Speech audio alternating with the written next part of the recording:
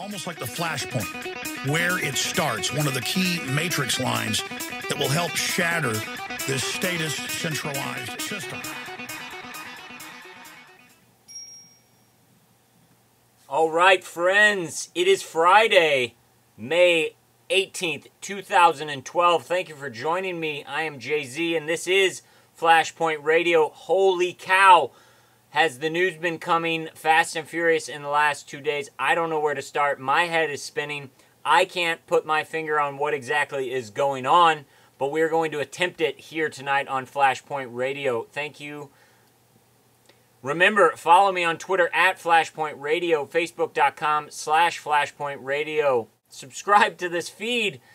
Like this and reshare this with your friends on all your social media outlets, even the new publicly traded Facebook. More to come.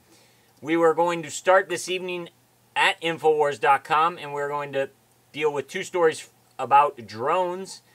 Headline: House approves amendment to limit Pentagon drone spying on Americans. The House of Representatives approved an amendment to the draconian NDAA that will limit the Department of Defense from using data collected by unmanned spy drones against Americans. That's one story. But then we see this story: Kucinich anti-drone amendment struck down. Well, it turns out that Dennis Kucinich introduced legislation that would stop the JSOC, Joint Special Operations Command, from carrying out unmanned drone strikes in which an unmanned aerial vehicle is used to attack a target whose identity is unknown or is based solely on patterns of behavior.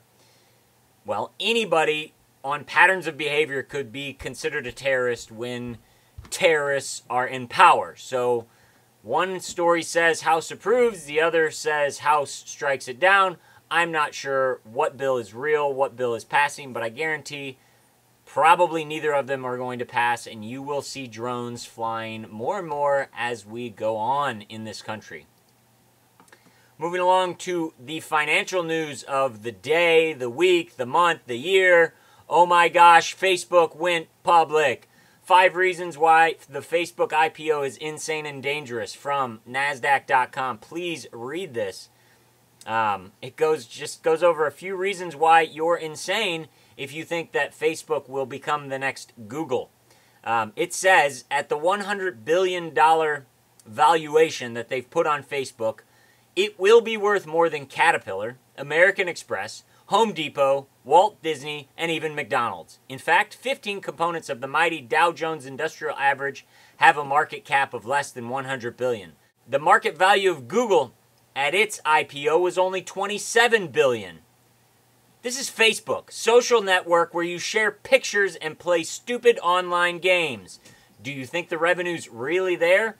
It might not be as good as we think, or the investors think. From the Wall Street Journal, Facebook falls back to IPO price. Underwriters stepped in to support social network shares at offering price. Well, it bumped up at open and then it dove. And underwriters, basically stock insurers, stepped in to buy shares to pump it back up because there wasn't the demand, or people were a little bit weary of it. Why would they be weary of it? Let's look at one stock that has a large connection to Facebook, Zynga, an online games maker which provides 11% of revenue for Facebook, fell 13% today. It fell more than 10% in 5 minutes, causing the electronic safeguards to kick in so it wouldn't drop anymore. Don't you love it? The stocks, the Wall Street has safeguards that automatically kick in to prevent them from losing money. Do you have that at your house? I don't think so. Please do not fall for it. This is a pump and dump. They're going to pump up the price so the initial investors, the retail investors, all the people who got in at the ground floor can suck out their profits and then leave you holding the bag when the bubble bursts, just like it always does.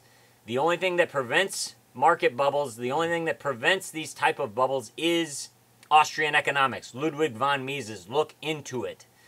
Government intrusion into the economy is what inflates markets, is what inflates bubbles. And then they eventually burst. And guess what? Those that started the bubble usually get off scot-free because they already made their money. And the people who get left holding the bag, you.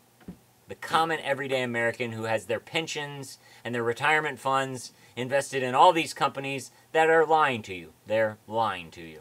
But we are going to look for the second half of Flashpoint Radio at, well, what should be the news of the century, but it's really getting panned by the trickle-down media, and that is, of course, Barack Obama, born in Kenya.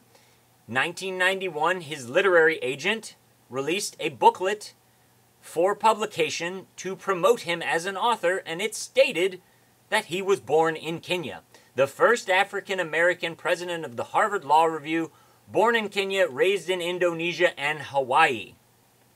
Of course, from ABC News, born in Kenya, Obama's literary agent misidentified his birthplace in 1991. He made a mistake. That's it. He made a mistake. Except up until 2007, this mistake was still out there, still publicized. And guess what? This gentleman, this literary company, they still list Obama as a client.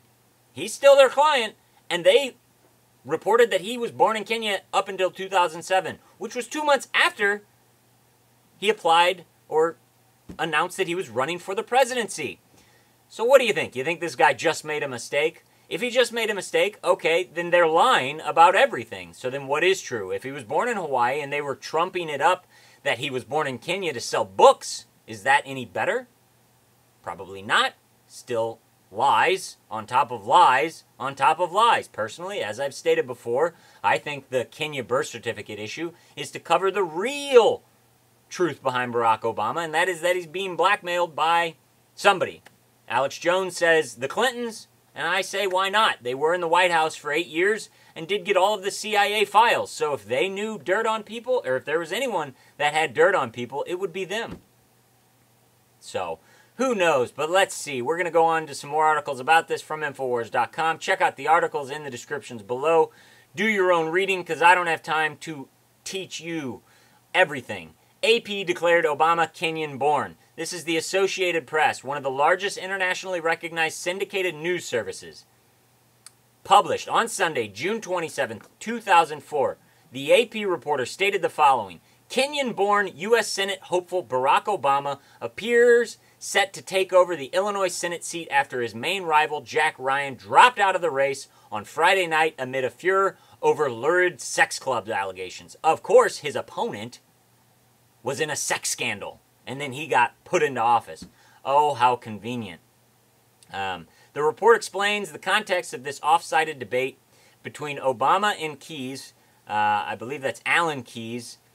And Alan Keyes faulted Obama for not being, quote, a natural-born citizen, in which Obama, by his quick retort, said, quote, so what? I'm running for the Illinois senator, not the presidency. Him saying he admitted that he was not naturally born, which makes him eligible to be a senator, but he himself said, I'm not running for president, so I don't have to be a natural-born citizen. Are you serious?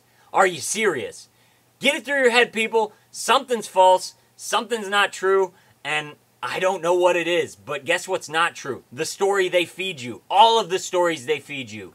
Don't believe anything. Certifiable liars who have been known to lie since the beginning of time, that is government, is telling you things, and you're believing them on both sides. Why do you believe Fox News? Why do you believe MSNBC? Why do you believe the Republican National Committee? Why do you believe the Democrat National Committee? Why do you believe any of them? How about you just turn around and turn your back on the lies and the evil that's consuming this nation, and look at your family and say, this is where life is. This is what freedom is. Freedom is being able to take care of your family and to be happy in your life, and to have the government get out of your business, and to be able to keep all of your earnings and give to charity freely. But no, the reason people don't give to charity is because they say the government's already taken my money. Let them do the work. Well, guess what? Government is a horrible manager of people and an even worse manager of money. But we have to let them do it because we're too stupid to take care of ourselves. It's too dangerous out there to protect ourselves. You know what's not dangerous? Knowing gun safety and carrying your own gun. That's not dangerous because guess what? You can protect yourself. But, of course, they won't ever, when there's a robbery, when there's a raping, when there's a gang beating in your city, it's never, maybe you should carry a gun. It's, you should turn around, run, and call the police. You know what? Maybe you stand up for yourself. Maybe you stand up for the truth. Give me a break. I'm so sick of this. Read this article below. This is the best boil down from Paul Joseph Watson from Infowars.com. Evidence Obama born in Kenya goes beyond 1991 brochure. It lists all of the times when people said he was born in Kenya.